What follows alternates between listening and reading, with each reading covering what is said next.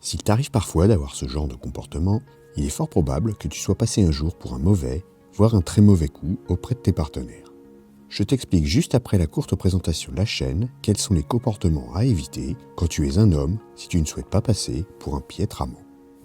Bonjour à toi, tu es bien sur le site Harmonie Décor. Cette chaîne est particulièrement destinée à ceux et celles qui ne seraient pas entièrement satisfaits de leur sexualité ou de celle de leur couple.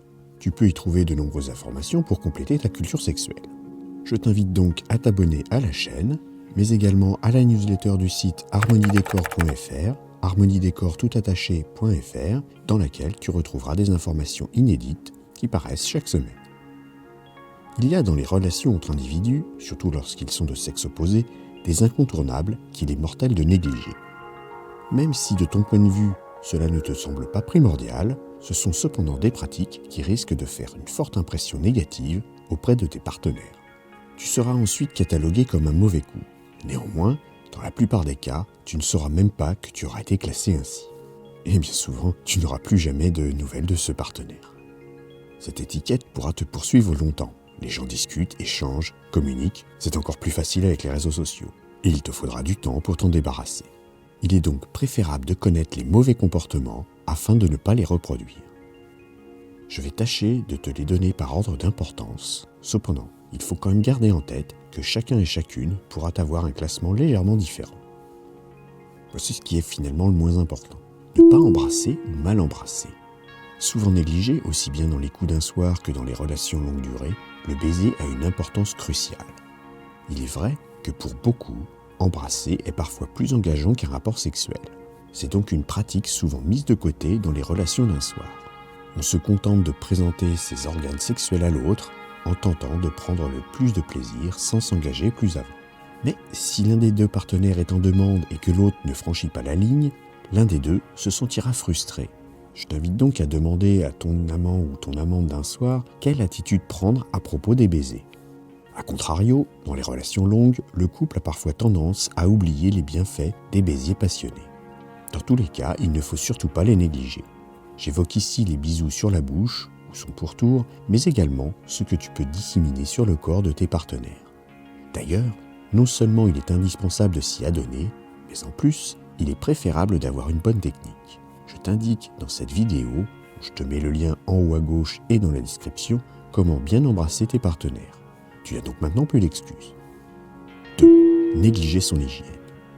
Quand on parle de relations intimes, forcément, on parle du corps, d'un rapprochement et d'échange de fluides corporels. Or, ce rapprochement de peau à peau doit absolument se faire dans une atmosphère saine. Pour ce faire, tu ne devras donc pas négliger ton hygiène. Si tu as le moindre doute, n'hésite pas à prendre une douche afin de te rafraîchir avant de présenter ton corps et tes parties intimes à tes partenaires. Dans le même ordre d'idées, et pour rejoindre le point numéro 1, avoir une bouche avec une haleine fraîche est un bon réflexe à avoir en tête. Un petit coup de brosse à dents juste avant ton rendez-vous est toujours une très bonne attention. S'il t'est difficile d'avoir accès à un point d'eau pour le brossage, un chewing-gum ou un bonbon mentholé, par exemple, pourra dépanner à l'occasion.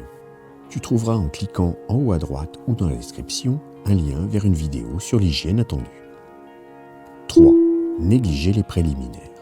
On commence déjà à rentrer dans le dur.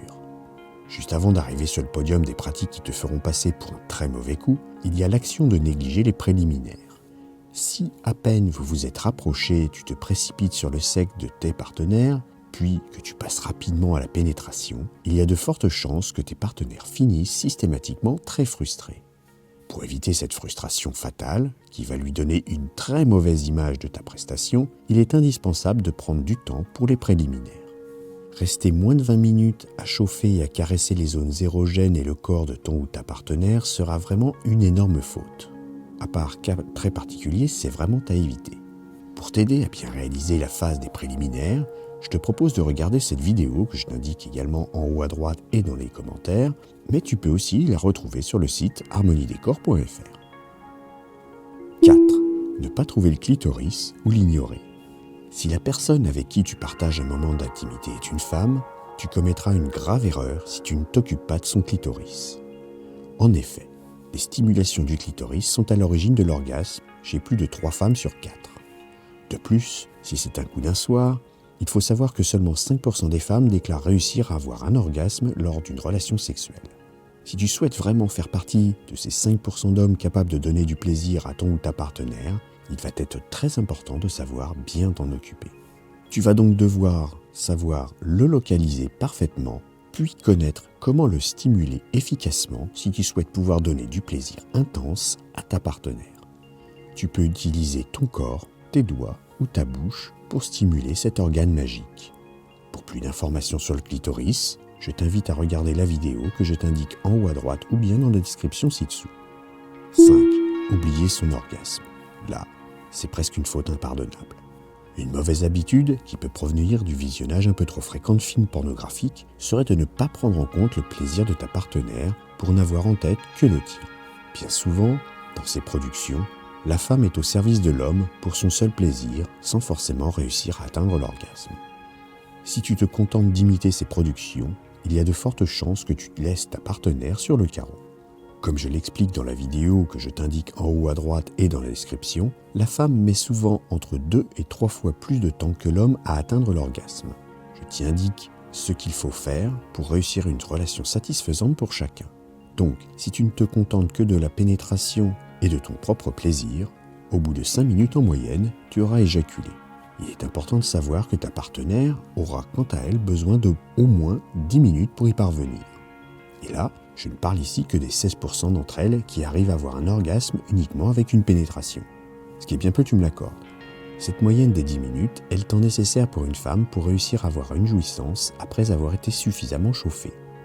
Donc, ne néglige pas les préliminaires et fais en sorte que ta partenaire réussisse à avoir au moins un orgasme avant de penser au tien. Garde également en tête que les coups de piston ne seront pas le meilleur moyen de l'emmener au paradis. 6. On va finir sur ce dernier point, ne pas avoir son consentement.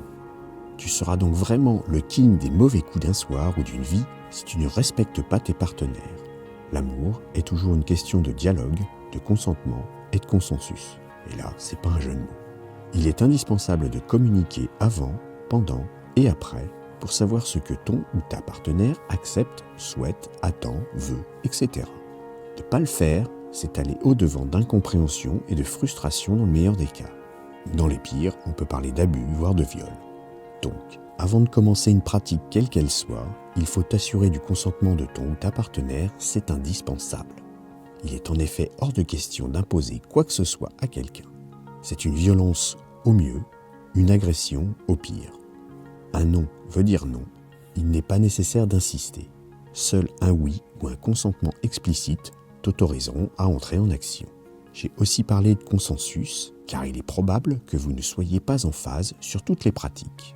Dans ces cas-là, il est indispensable de ne jamais provoquer une situation que l'un d'entre vous souhaite refuser.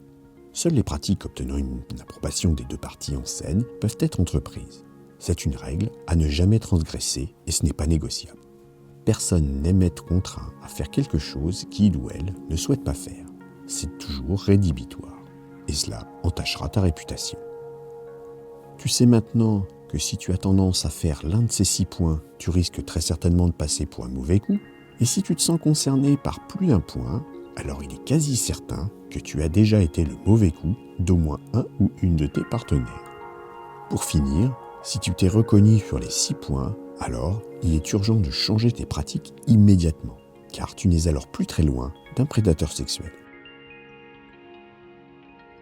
Merci d'avoir écouté cette vidéo. Pour aller un peu plus loin et rejoindre le cercle des fins connaisseurs pour une sexualité épanouie, je te conseille de t'abonner à la newsletter. Tu retrouveras l'article complet, il te donnera plus de conseils et des astuces. Abonne-toi à la chaîne, active le petit pouce bleu, éventuellement ajoute un commentaire et à bientôt.